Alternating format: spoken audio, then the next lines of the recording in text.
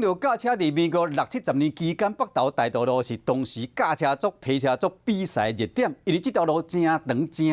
当时北投分局为了阻止驾车这款现象，除了加强处理以外，并且以公共危险罪将这驾车族拢总上班。伫这个路段，佫设置了护栏，直接将这汽机车的路呢，拢甲做分开，阻止驾车外放。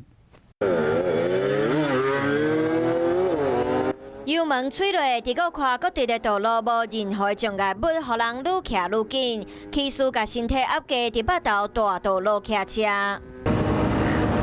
飙车族伫车路边速度，阁会表演特技，行车安全嘛对速度放袂记伫。北投大道路全长大约3公里，道路真直，而且路阁真宽，慢车道限制50公里，快车道是70公里。伫民国60年是飙车族的最爱，机车、汽车拢总来，阁引起民众群聚围观。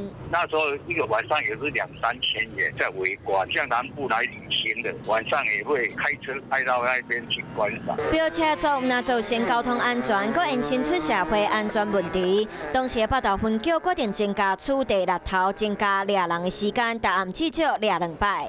但是驱散他还是会回来啊，晚上。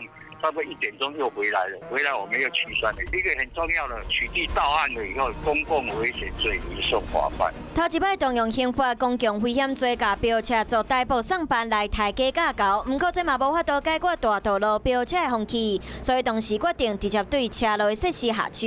民国78年以后，大概花了2000多万吧，这市政府交通单位用纽泽西护栏把快慢车道分开了。 飙车造反大道路无过遮尔好行，即马较无人。不过，也是有用路人看到真直的道路，就会一直加速，造成车祸意外。警方嘛再加强处地系统，都是希望用路人会当好好守法，遵守交通规则。有事没事赶紧转开华视，还没有订阅华视的 YouTube 频道吗？赶紧按赞、订阅、开启小铃铛，我们华视 YouTube 见。